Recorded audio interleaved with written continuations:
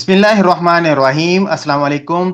हमें रोज़मर्रा ज़िंदगी में बेशुमार ज़हनी और जिस्मानी मसाइल का सामना करना पड़ता है, लेकिन ख़वातीन को मर्दों की निस्बत ज़्यादा चैलेंजेस फेस करना होते हैं और अक्सर उनके न सिर्फ जिस्मानी मसाइल बल्कि ज़हनी मसाइल भी उनको बहुत ज़्यादा मुतासर करते हैं। तो आज इस हवाले से हम women health physical therapist doctor Hafsa Khalid से एक इंतहाई अहम टॉपिक पर बात करेंगे जिसे पोस्ट पार्टम डिप्रेशन कहा जाता है। और ये सिर्फ और सिर्फ खवातीन को फेस करना पड़ता है। पोस्ट पार्टम डिप्रेशन क्या होता है, किन लोगों को होता है, बचना किस तरह से है और किस तरह पोस्ट पार्टम डिप्रेशन को हमारे मुआशरे में कोई मसला ही नहीं समझा जाता। और जब तक किसी बात के बारे में हमें अवेयरनेस नहीं होगी, पता नहीं होगा कि ये वाकई ही कितना अहम और संगीन मसला है, तब तक हम उसका हल भी नहीं निकाल सकते। तो डॉक्टर हफ्सा ने इस हवाले से पहले भी बहुत सी वीडियोस रिकॉर्ड करवाई हैं और लाखों व्यूज इनकी वीडियोस को मिल चुके हैं। तो डॉक्टर हफ्सा, सबसे पहले तो आपका बहुत बहुत शुक्रिया कि आपने आज हमें टाइम दिया और एक इंतहाई अहम टॉपिक के ऊपर आज हम बात करेंगे। तो सबसे पहले तो हमारे नाजरीन को ये बताइए कि पोस्ट पार्टम डिप्रेशन होता क्या है, किन लोगों को होता है और इसकी बेसिक जो अलामात हैं वो क्या होती हैं। अस्सलाम वालेकुम। सबसे पहले तो आपका बहुत शुक्रिया। आज हम एक ऐसे टॉपिक को डिस्कस करेंगे जो बहुत सारी मुस्कुराहटों और सोशल मीडिया पोस्ट के पीछे छुपा हुआ है, जिसको हम पोस्टपार्टम डिप्रेशन कहते हैं। बहुत से लोग जो हैं पोस्टपार्टम डिप्रेशन को बेबी ब्लूज के साथ कंबाइन करते हैं। बेसिकली ये हम्म। दोनों अलग कंडीशंस हैं। तो पहले हम बेबी ओके। ब्लूज को डिस्कस करते हैं। बेबी ब्लूज को हम पोस्टपार्टम ब्लूज भी कहते हैं। बेबी ब्लूज जो है 10 to 20% ऑफ वुमेन्स को अफेक्ट करता है और ये चाइल्ड बर्थ के बाद होता है। Basically okay. हार्मोनल इम्बैलेंस की वजह से होता है। इसमें चिड़चिड़ाहटपन होता है, इरिटेबिलिटी होती है, फटीग होती है, कभी कभार क्राइंग स्पेल्स भी होते हैं। लेकिन ये शॉर्टर ओके। ड्यूरेशन का होता है, with in couple of days और वीक्स ये फेड अवे हो जाता है। इसके सिम्टम्स इतनी हम्म। देर तक नहीं रहते। जहां तक बात करें हम पोस्टपार्टम डिप्रेशन की, तो पोस्टपार्टम डिप्रेशन जो है ये 70 to 80% वुमेन्स को अफेक्ट करता है। 50% जो ओके। है केसेस वो अनडायग्नोज रह जाते हैं, क्योंकि हम्म। हमारे सोसाइटी के स्टिग्मा की वजह से, सराउंडिंग की वजह से, और बहुत सारी फीमेल्स जो हैं वो अपने सिम्टम्स बताने में रिलक्टेंट फील करती हैं। वो इन चीजों को डिस्क्लोज ही नहीं कर पाती। सो पोस्टपार्टम हम्म। डिप्रेशन जो है एक कंडीशन है जो चाइल्ड बर्थ के बाद होती है। ये बहुत सारे फैक्टर्स की वजह से होती है, ये सिर्फ मदर का फॉल्ट नहीं है। ये बहुत हम्म। कॉमन है, रिकवरेबल है और ट्रीटेबल है। ओके। पोस्टपार्टम डिप्रेशन को एक सिंगल फैक्टर की वजह से हम नहीं कह सकते कि ये सिंगल कॉज की वजह से होगा। इसमें बायोलॉजिकल, सोशल, इमोशनल, ये सारे फैक्टर्स जो है ये कंट्रीब्यूट करते हैं। Postpartum okay. डिप्रेशन जो है एक डिजीज है, जैसे थायराइड या डायबिटीज कह लें, इस तरह की डिजीज हम्म। है।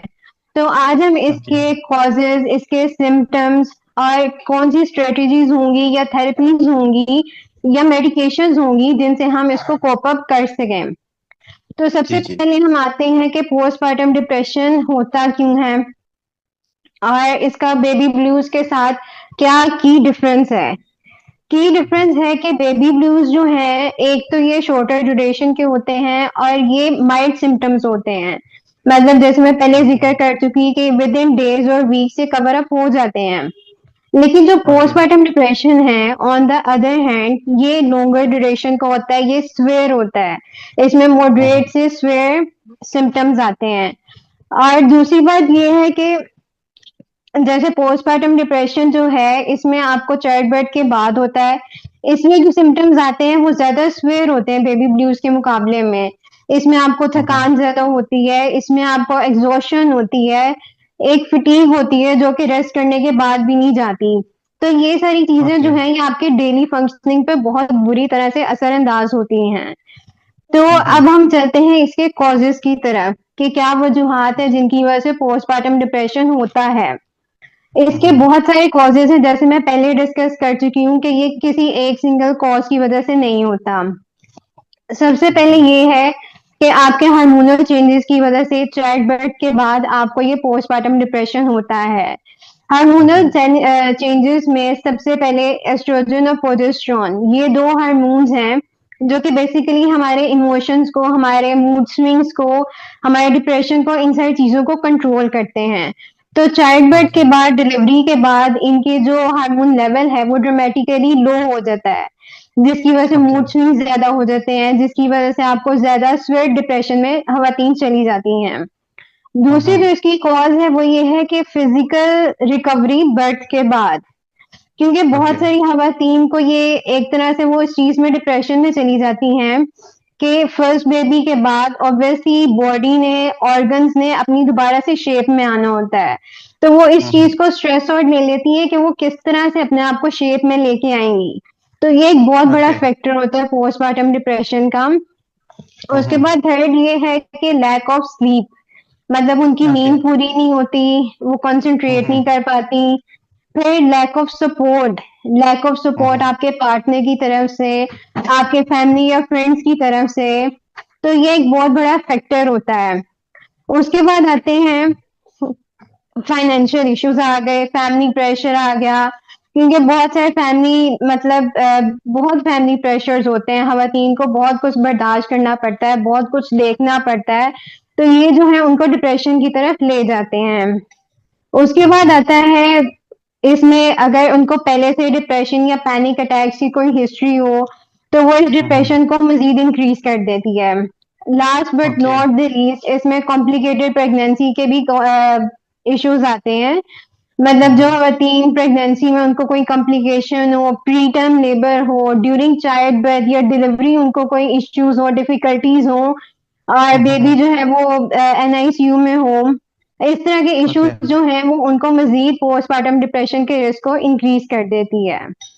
ओके। अब हम चलते हैं कि किस तरह से फैमिलीज को या आपके इर्द गिर्द के लोगों को वो रिकॉग्नाइज करेंगे कि इनको पोस्टमार्टम डिप्रेशन है। जी डॉक्टर हफ्सा, ये आपने बड़ी अहम अलामात बताई हैं और अक्सर अफराद को ये पता ही नहीं चलता कि ये पोस्टमार्टम डिप्रेशन है। तो होप्स हो कि इस वीडियो को देखने के बाद लोगों को आइडेंटिफाई करने में बहुत ज़्यादा हेल्प मिलेगी। और यहाँ पर आप ये भी बताइए कि जो फैमिलीज़ हैं वो किस तरह से आइडेंटिफाई कर सकती हैं कि ये पोस्टमार्टम डिप्रेशन है। कैंडिडेट जो पर्सन है वो फिजिकली तो इन सारी चीज़ों को फील कर रहा है, लेकिन उसके आसपास जो सराउंडिंग के लोग हैं उनके लिए भी कोई टिप्स बता दीजिए कि वो किस तरह से इसको आइडेंटिफाई कर सकते हैं।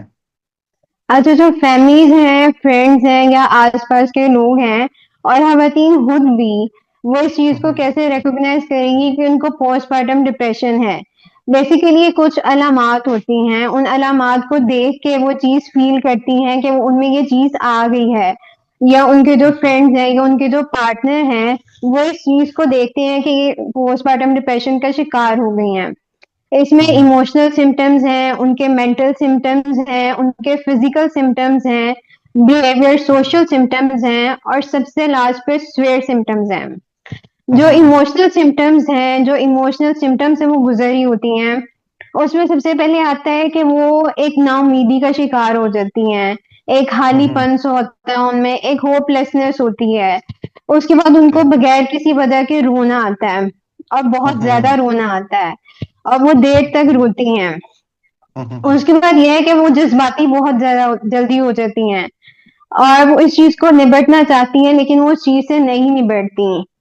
फिर हम्म। आता है कि वो मेंटली ये चीजें उनके जहन पे किस तरह से असरअंदाज होती हैं। मेंटली जो अलामात उनको शो होते हैं उसमें सबसे पहले आता है कि ट्रबल कंसंट्रेटिंग, वो किसी हम्म। काम पे, किसी चीज पे कंसंट्रेट कर ही नहीं पाती हैं। फिर उनको जी जी। रेसिंग थॉट्स होती हैं, मतलब उनको हम्म। मुसलसल और तेज बहाव वाले ख्यालात होते हैं जिनको वो ना चाहते हुए भी रोक नहीं पाती, ना उनको कंट्रोल कर पाती हैं। फिर इसमें आता ओके। है ब्रेन फोग। ब्रेन हम्म। फोग बेसिकली ये होता है कि उनकी जो याददाश्त है वो कमजोर होना शुरू हो जाती है, मतलब उन्हें ये याद नहीं रहता कि उन्हें कौन सी चीज कब, कहाँ और कैसे रखी थी, और क्यों हम्म। रखी थी। उनको ओके। ये चीज होती है कि जब वो कमरे से किचन में आती हैं तो वो भूल जाती है कि वो क्या करने आई थी, क्या चीज लेने आई थी। तो ये सारी चीजें जो हैं ये मैसअप होके उनके जहन पे बहुत बुरा असर डालती हैं।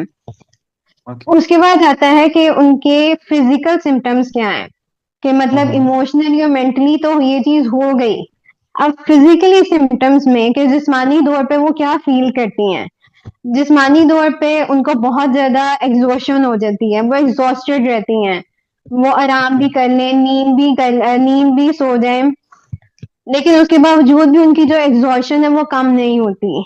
उनकी नींद जो ओके। है या तो बहुत ज़्यादा कम हो जाती है, इंसोम्निया हो जाता है, या फिर उनको बहुत ज़्यादा नींद आई रहती है। मतलब नींद ओके। पूरी होने के बावजूद भी वो स्लीपी सी रहती हैं। उसके बाद है कि उनका लैक ऑफ एपेटाइट, कि मतलब ओके। बहुत सारी खवातीन ऐसी होती हैं जिनको डिप्रेशन में या टेंशन में ज्यादा भूख लगती है, लेकिन इस केस में जो है उनकी भूख उड़ जाती है, उनको भूख नहीं ओके। लगती, उनका किसी चीज का खाने का दिल नहीं करता। अब हम हम्म। आते हैं सोशल और बिहेवियर सिम्टम्स पे, कि जी मतलब जी। सोशली वो इन चीजों को कैसे देखती हैं।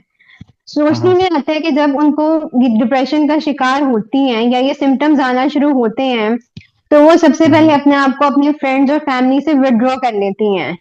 वो अपने ओके। किसी इवेंट पे नहीं जाती, किसी गैदरिंग पे नहीं जाती, वो अपने आप को एक तरह से सेल्फ आइसोलेट कर लेती हैं। वो अपने बेबी के साथ वैसा बॉन्ड नहीं बना पाती, ना उसके साथ वैसे कनेक्ट होती है, उसके साथ वैसा कनेक्शन बनता ही नहीं है। और वो अपने ओके। आप को मतलब एक उनको परेशानी से रहती है कि उनके बेबी को या उनको कुछ हो ना जाए, या उनको कोई वो कुछ करना दे। उसके बाद ओके। आते हैं स्वेयर सिम्टम्स। स्वेयर हम्म। सिम्टम्स में ये होता है कि उनको बुरे तरह के ख़्यालात आते हैं। इस तरह के ख़्यालात आते हैं कि वो अपने आप को या अपने बच्चे को कोई नुकसान ना पहुँचा दें। वो इस हद तक स्वेयर हो जाते हैं कि वो अपने बच्चे को या अपने आप को नुकसान पहुँचाने तक का सोच रही होती हैं। और ओके। बहुत रेयर केसेस में उनको चीज़ें देखना शुरू हो जाती हैं, उनको आवाज़ें सुनाई देती हैं, जिसको हम ओके। पोस्टपार्टम साइकोसिस कहते हैं। और इन ओके। सारे जो स्वेयर सिम्पटम्स हैं, इसके लिए आपको फौरन हेल्थ केयर प्रोफेशनल से जाना चाहिए, उनसे हेल्प लेनी चाहिए। मेडिकेशंस होती हैं, प्रॉपर एक थेरेपीज होती हैं जो कि इन सारी चीज़ों को कवर अप कर सकें। ओके। डॉक्टर अफ़ज़ा, ये आपने बड़ी अहम बातें बताई हैं और यकीनी तौर पर मेरे लिए भी ये बहुत इंफॉर्मेटिव और बहुत ज़्यादा हेल्पफुल बातें हैं। और जो लोग इन सारी चीज़ों को फेस कर रहे हैं, उनको इन सारे चैलेंजेस से निपटने में मदद मिलेगी। तो यहाँ पर आप हमारे देखने वालों को इसके सोल्यूशन के हवाले से ख़ास तौर पर बताइए कि अगर ये अलामत आ गई हैं तो अब हम इनका हल किस तरह से निकाल सकते हैं। स्टेप बाय स्टेप जिस तरह आपने अलामत का जिक्र किया है, इसी तरह आप बेसिक कुछ ऐसी टेक्निक्स बता दीजिए, कुछ ऐसे तरीके बता दीजिए जिससे हम पोस्टपार्टम डिप्रेशन को फेस कर सकें और इस मसले से निकल सकें। अच्छा, इसमें ट्रीटमेंट ऑप्शंस होते हैं। तो ट्रीटमेंट पे जाने से पहले मैं आपको ये चीज़ बताऊँगी कि किस तरह से पोस्टपार्टम डिप्रेशन जो है, वो माँ पे और बच्चे पे किस तरह से असरअंदाज होती है। ठीक है। बेसिकली माँ पे इस तरह से असरअंदाज होती है कि माँ का जो है वो अपने बेबी के साथ कनेक्शन बिल्कुल कट ऑफ हो जाता है। वो बेबी से उस तरह पे ध्यान नहीं दे पाती, वो उसका उस तरह से ख्याल नहीं रख पाती। Basically okay. होता ये है कि जब फर्स्ट चाइल्ड बोर्न होता है, तो हम्म। फैमिली की या आप कह लें कि पार्टनर की सारी तवज्जो बेबी की तरफ चली जाती है। तो जी। खवातीन पे या फीमेल्स पे जो है वो इतनी तवज्जो या इतना प्यार नहीं जाता। तो वो उस चीज हम्म। को बहुत जैसे कह लें कि क्योंकि उनके मूड स्विंग्स चल रहे होते हैं, हार्मोनल इश्यूज चल रहे होते हैं, तो वो उन चीजों को बहुत ज्यादा फील कर जाती हैं। जहाँ पे उनको हम्म। ज्यादा सपोर्ट की जरूरत होती है, वहां पे उनको इतनी सपोर्ट नहीं मिलती। तो इसका इंप्रेशन उन पे बहुत गलत जाता है और वो बेबी के साथ वैसा बॉन्ड बना ही नहीं पाती। हम्म। बेबी पे ये असरअंदाज होता है कि जाहिर सी बात है कि माँ का वो कनेक्शन ही नहीं बन रहा, माँ के साथ जी। वो बॉन्ड ही नहीं बन रहा। तो ये हम्म। बहुत ज्यादा उसके इमोशनल डेवलपमेंट पे असरअंदाज होता है, उसकी ब्रेस्ट फीडिंग पे होता है, उसकी सिक्योरिटी पे होता है, जिसकी वजह से हम्म। मदर का जो है वो रिलेशन भी तनाव का शिकार हो जाता है। तो अगर ओके। अर्ली इंटरवेंशन हो जाएं, अर्ली हेल्थ केयर प्रोफेशनल्स के पास चले जाएं, तो ये चीजों को जल्दी हम कवर अप करके वो एक हेल्दी लाइफस्टाइल गुजार सकती हैं। अब हम आते हैं इसके ट्रीटमेंट ऑप्शंस की तरफ, कि क्या क्या जी। हम ट्रीटमेंट ऑप्शंस होती हैं या क्या स्ट्रेटजीज होती हैं जिन पे अमल करके हम एक हेल्दी लाइफस्टाइल गुजार सकते हैं। इसमें सबसे पहले आता है थेरेपीज का, जैसे मैंने जिक्र किया, तो इसमें कोपिंग कॉग्निटिव बिहेवियर थेरेपी है, ओके। इंटरपर्सनल थेरेपी है। ये हम्म। थेरेपीज जो है ये बेसिकली आपके मूड स्विंग्स और डिप्रेशन को रिड्यूस करेंगी। फिर ऐसी मेडिकेशन होती हैं जो कि आपके हेल्थ केयर प्रोफेशनल्स देते हैं। इसमें सबसे पहले एंटी डिप्रेसेंट्स होती हैं जो कि आपके डिप्रेशन को कम करें। फिर इसमें हम ओमेगा फैटी एसिड दे सकते हैं, विटामिन डी दे सकते हैं। फिर उसके ओके। बाद आता है कि फिजियोथेरेपी का क्या रोल है। मतलब जी जी। फिजियोथेरेपी जो है पोस्टपार्टम वुमेन्स में उनको कवर अप करने में, उनको एक हेल्दी लाइफस्टाइल गुजारने में क्या रोल प्ले कर सकती हैं। तो फिजियोथेरेपिस्ट जो हैं सबसे पहले ये है कि उनको एक्सरसाइजेस गाइड करेंगे। उन एक्सरसाइजेस में सबसे पहले आता है आपकी ब्रीदिंग एक्सरसाइज, जिसमें हम डायफ्रेगमेटिक एक्सरसाइज को सबसे पहले प्रेफर करते हैं। और उसके बाद ओके। आता है रिलैक्सेशन टेक्निक्स। कुछ ऐसी मसल रिलैक्सेशन टेक्निक्स होती हैं जो कि ना सिर्फ बॉडी को बल्कि माइंड को भी रिलैक्स करती हैं। उसके बाद आता है उनकी posture training. Posture okay. Training in a sense, क्योंकि ऑब्वियसली उन्होंने बेबी को ब्रेस्ट फीड कराना होता है, तो उनकी नेक पेन होती है, उनकी बैक पेन होती है। तो उस वजह से उनका जो पोस्चर है वो बहुत, जिसे कह लें कि खराब हो जाता है।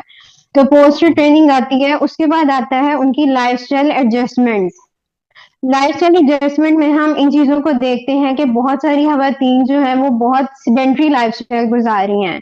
मतलब कोई फिजिकल एक्टिविटी नहीं है, बहुत जंक फूड है, स्पाइसी फूड है, कोई इस तरह का फूड नहीं है।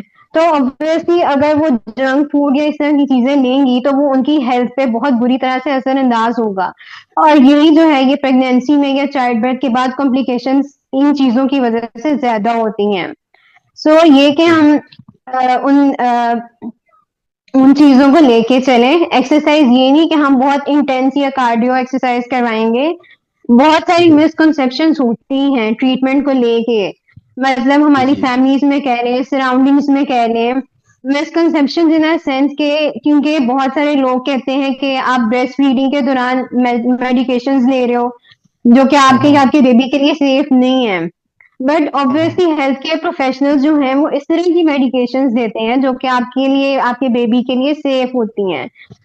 फिर उनको एक्सरसाइज पे बहुत ज्यादा, जैसे कहते हैं कि एक मिसकंसेप्शन होता है कि ये चाइल्ड बर्थ हम्म। के बाद अभी तो ये पूरी कवर अप नहीं हुई, अभी तो इसमें पूरी ताकत नहीं आई, अभी तो इसको पेन्स होती हैं, अभी तो इसकी बैक पेन है, तो ये किस तरह से एक्सरसाइज करेगी।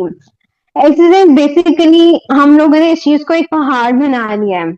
और खासकर जी जी। खवातीन में, कि खवातीन जो है वो घरेलू काम के साथ कैसे एक्सरसाइज करेंगी, कितना जी टाइम जी। निकालेंगी, टाइम नहीं निकलता। मतलब हम घर को देखें, उन चीजों को देखें कि एक्सरसाइज करें। So exercise is not that like that. Exercise जो है ये आपके बॉडी पार्ट्स को मूव करना है। बेसिकली आपको जब भी टाइम मिले, हमने इसको बिल्कुल, जिसे कहते हैं कि इंटेंस स्टार्ट नहीं कर देना। हमने इसको नॉर्मली वॉकिंग से स्टार्ट करना है, हम इसको पोस्टमार्टम योगा पे लेके आएंगे। और फिर आहिस्ता आहिस्ता हम दूसरी एक्टिविटीज या रेजिस्टेंट एक्सरसाइज की तरफ जाएंगे। So okay. फिजियोथेरेपी जो है ये बहुत इंपॉर्टेंट रोल प्ले करता है, और जितने भी मिसकंसेप्शन हैं उनको हमें दूर करके इन चीजों को अमल करना चाहिए ताकि हम एक हेल्दी लाइफस्टाइल गुजार सकें। जी डॉक्टर अफसा, ये बहुत अहम बातें आप बता रही हैं। यहाँ पर ये भी बताइएगा कि क्या कोई डिफरेंस आता है पोस्टपार्टम डिप्रेशन में उन फीमेल्स में जिनकी नॉर्मल डिलीवरी होती है या जिनका सिजेरियन होता है। तो normal delivery versus caesarean delivery ये कितना इफेक्ट करती है पोस्टपार्टम डिप्रेशन पे? अच्छा, जो पोस्टमार्टम डिप्रेशन होता है इसका इन चीजों से मतलब हम इतना इंटरकनेक्ट नहीं करते कि सिजेरियन में होगा या नॉर्मल डिलीवरी में ज्यादा होगा। बेसिकली जो हम्म। पोस्टमार्टम डिप्रेशन है ये आपके ड्यूरिंग प्रेगनेंसी ही होना शुरू हो जाता है। क्योंकि जैसे ओके। मैं इसके कॉजेज में डिस्कस कर चुकी कि कुछ फैमिली प्रेशर्स होते हैं, कुछ फाइनेंशियल इश्यूज होते हैं, आपकी लैक हम्म। ऑफ स्लीप होती है। ऑब्वियसली ये जो मूड स्विंग्स होते हैं ये आपकी ड्यूरिंग प्रेगनेंसी ही स्टार्ट हो जाते हैं। So okay. हम इस चीज को मतलब इतना वेल डिफाइन नहीं करते कि पोस्ट पार्टम डिप्रेशन जो है वो सिजेरियन में ज्यादा होगा या नॉर्मल डिलीवरी में ज्यादा होगा। बट सी सेक्शन में ये चीज आ जाती है क्योंकि ऑब्वियसली सी सेक्शन जो है उसमें आपको इंजेक्शन लगते हैं, उसमें आपको प्रॉपर एनेस्थीसिया होता है। तो ऑब्वियसली उसमें आपकी जो बैक है वो सबसे ज्यादा मुश्किल का शिकार होती है। तो हम इस तरह से कह सकते हैं कि सी सेक्शन जो है उसमें उन खवातीन को पोस्टमार्टम डिप्रेशन का ज्यादा इश्यू हो सकता है या उनका रिस्क जो है वो ज्यादा इंक्रीज हो सकता है। क्योंकि नॉर्मल ओके। डिलीवरी में तो ऑब्वियसली उनको पेन होती है, लेबर पेन होती है, मतलब अब उन चीजों से गुजरती हैं वो। लेकिन पोस्टमार्टम डिप्रेशन जो है वो हम यही कह सकते हैं कि दोनों में इक्वल होता है। लेकिन अगर सी सेक्शन का देखें तो सी सेक्शन में ये इसका रेट जो है वो ज्यादा इंक्रीज हो सकता है, क्योंकि ओके। ऑब्वियसली ऑपरेट के बाद फीमेल ने उठना है, उसने चलना है, उसने अपनी वॉक स्टार्ट करनी है, उसने शुरू से लेके वो सारी चीजों को दोबारा शुरू करना है। उसने अपने आप को, बॉडी वेट को देखना है, उसने अपने आप को फिजिकल एक जिसे कहने का रिकवरी लानी है। तो ये सारी चीजें जो हैं ये इसका इम्पैक्ट होता है, और पोस्टमार्टम डिप्रेशन पे ये चीजें इम्पैक्ट डालती हैं। ओके। तो डॉक्टर अफसा, यहाँ पर आप हमारे देखने वालों को क्या मैसेज देना चाहेंगी कि ये सारे चैलेंजेस भी उन्होंने फेस कर लिए और ये अलामात भी हैं, तो इसका आप कोई आसान सा हल बता दीजिए ताकि वो इन सारे चैलेंजेस को आसानी से फेस कर सकें। अच्छा, सबसे पहले तो मैं ये चीज कहना चाहूंगी कि एक सपोर्ट ग्रुप्स बने होते हैं। सपोर्ट ग्रुप बेसिकली क्यों होते हैं और ये क्यों जरूरी हैं? बेसिकली सपोर्ट ग्रुप्स में जो है वो डिफरेंट मदर्स होती हैं जो कि डिफरेंट कंडीशन से गुजर के आई होती हैं। तो ओके। जब तक वो अपने एक्सपीरियंस शेयर नहीं करेंगी और जब तक दूसरी खवातीन जो कि इस चीज से गुजर रही हैं, जिन्होंने अपने आप को हर चीज से विड्रॉ किया हुआ है, जिन्होंने अपने आप को सेल्फ आइसोलेट किया हुआ है, तो वो जब इन चीजों को या इन स्टोरीज को देखेंगी, सुनेंगी, तो उनमें एक काइंड ऑफ मोटिवेशन आएगी। उनमें कॉन्फिडेंस आएगा कि वो अकेली नहीं है जो इस चीज से गुजर रही हैं। बहुत सारी ऐसी खवातीन हैं जो कि इस चीज का शिकार हो चुकी हैं। सो इट्स वेरी इंपॉर्टेंट कि हम जो है उन सपोर्ट ग्रुप्स को मजीद जिसे कह लें कि हमें उन्हें बढ़ाना चाहिए, ताकि इस तरह की बहुत सारी खवातीन जो हैं वो इन चीजों को देखें, उन चीजों को समझें, और ये चीज सबसे पहले अपने दिमाग में बिठाएं कि पोस्टमार्टम डिप्रेशन जो है ये रिकवरेबल है, ये बहुत कॉमन है, ये ट्रीटेबल है। अगर इसकी अर्ली इंटरवेंशन हो जाए, अगर इसमें हम कुछ लाइफस्टाइल एडजस्टमेंट्स कर लें, तो ये आपको हेल्दी लाइफस्टाइल गुजारने पे फायदा देगा। तो स्पोर्ट ओके। ग्रुप्स में जो है इस तरह की बहुत सारी खवातीन होती हैं जो कि इन सारी चीजों से गुजर चुकी होती हैं। तो जब वो अपने एक्सपीरियंस शेयर करती हैं, अपना बताती हैं कि वो इन चीजों से गुजर के आ चुकी हैं, उनका बेबी के साथ बॉन्ड नहीं बनता था, बेबी के साथ खुश नहीं रहती थी, इस तरह के बहुत सारे इश्यूज होते थे कि उनका उनके पार्टनर के साथ भी मतलब स्ट्रेस रहता था, उस तरह का रिलेशन नहीं था। तो ऑब्वियसली ये सारी चीजें जब वो दूसरी खवातीन सुनेगी जो कि अपने आप को सेल्फ आइसोलेट कर चुकी होती हैं, तो उनके लिए बहुत हेल्पफुल होगा। और लास्ट में मैं यही कहना चाहूंगी कि अगर आप किसी से हेल्प लेंगे तो ये आपको कमजोर नहीं बनाएगा, बल्कि आपको और मजबूत बनाएगा। अगर आप किसी को मदद के लिए पुकारेंगे तो ये आपके अपने लिए फायदेमंद होगा। पोस्टमार्टम डिप्रेशन जो है इसको हम बहुत सी चीजों से कवर अप कर सकते हैं, जैसे मैंने एक्सरसाइजेस बताई, जैसे मैंने आपको थेरेपीज बताई। अगर वो सेडेंटरी लाइफस्टाइल से हट के कुछ फिजिकल एक्टिविटी कर लें, माइंडफुलनेस एक्टिविटीज कर लें, अपनी नींद पूरी करें, जहां तक हो सकता है अपने आप को एंगेज रखें किसी ना किसी चीज में, कोई नेगेटिव थॉट ना आने दें। उसके अलावा अपने बेबी के साथ बॉन्ड बनाने की कोशिश करें। मतलब ऑब्वियसली शुरू में ये बहुत सारी फीमेल्स में ये चीज आ जाती है कि उतना प्यार उनको नहीं मिल रहा या वो चीज नहीं मिल रही जितना उनके बेबी को मिल रहा है। तो ये सारे जो है ये मूड स्विंग्स और इन चीजों की वजह से होता है। और सबसे अहम बात कि ये मदर का फॉल्ट नहीं है, क्योंकि बहुत सारी फैमिलीज जो है ये इस चीज को इशू क्रिएट करती हैं कि शायद ये मदर के अपने बनाए हुए सिम्टम्स हैं, ये मदर के अपने बनाई हुई फीलिंग्स हैं। लेकिन ये सारी चीजें गलत हैं। बेसिकली ये मदर का फॉल्ट नहीं होता, ये सारी कंडीशन है, एक चेंजेस हैं जो कि उसके चाइल्ड बर्थ के साथ टाइम टू टाइम आती रहती हैं। जैसे मैंने पहले डिस्कस किया कि बेबी ब्लूज जो हैं वो सिर्फ वीक्स तक होते हैं, मतलब वीक तक ये कवर अप हो जाता है। लेकिन पोस्टमार्टम डिप्रेशन जो है इसको मंथ्स या एक साल भी लग सकता है, क्योंकि इसके सिम्टम्स जो हैं ये बहुत स्वेयर होते हैं। तो इसको आपको बिल्कुल लाइटली नहीं लेना चाहिए कि बिल्कुल आप कहें कि ये कोई चीज नहीं है या ये कोई बात नहीं है। आप फीमेल को सिर्फ ये कह लें कि हाँ ये माँ का कसूर है कि वो तवज्जो नहीं दे पा रही, वो ध्यान नहीं दे पा रही, तो इन चीज़ों को इग्नोर करके वो उस चीज़ को मतलब इग्नोर मत करें, क्योंकि ये सिम्पटम्स जो हैं ये मॉडरेट से सीवियर हद तक चले जाते हैं, जिनको फिर आपको कवर अप करना मुश्किल हो जाता है। सो बेहतर है कि आप अपनी एक्टिविटीज़ करें, अच्छी एक्टिविटीज़ करें, अपने आप को अच्छी एक्टिविटीज़ में एंगेज करें, अपने आप को उन मदर्स के साथ एंगेज करें जो कि इन सारी चीज़ों के साथ गुज़र चुकी हैं। अपने आप को रिलैक्स करें, अपने माइंड और बॉडी को रिलैक्स करें और अच्छी खुराक लें, अच्छी डाइट खाएँ।